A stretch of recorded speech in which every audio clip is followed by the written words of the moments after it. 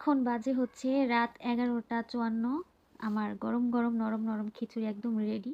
হচ্ছে বেশিরভাগ রাতেই রুটি খাই, তবে আজকে আমার ভাত রুটি কিছু খাইতে ইচ্ছা করতেছে না, এজন্য খিচুড়ি রান্না করতে আসছি।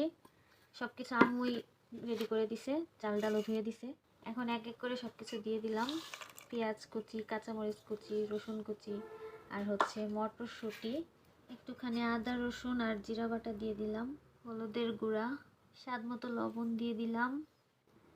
এখন আর একটু বেশি টেস্টি করার জন্য দিয়ে দিলাম মাংসের মশলা, মুরগির মাংসের মশলা। দেখো এবার আমি ভিকিরির মতো হাত পেতে আছি, আম্মু আমাকে তেল ঢেলে দিতেছে, নয়তো আবার পুরো বোতল ধরে আমি ঢেলে দিব আরেকটু। আচ্ছা, এবার হবে মাখা জাকা। এবার সুন্দর করে মাখা জাকা করে নিব। আমার আম্মুর হাতের খিচুড়ি আমার অনেক মজা লাগে, এই সিম্পল খিচুড়ি অনেক মজা হয়, তবে আজকে আমার ইচ্ছা করছে রান্না করতে, কিন্তু সব কিছু আম্মুই করে দিতেছে।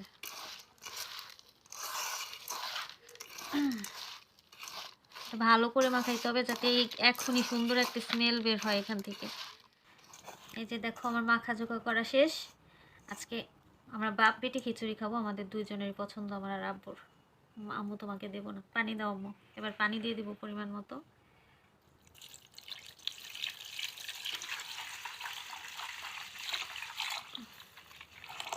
হয়েছে? ঠিক আছে, এবার আর কোনো কাজ নাই, এবার ঢাকনা দিয়ে চুলায় বসাই দিব।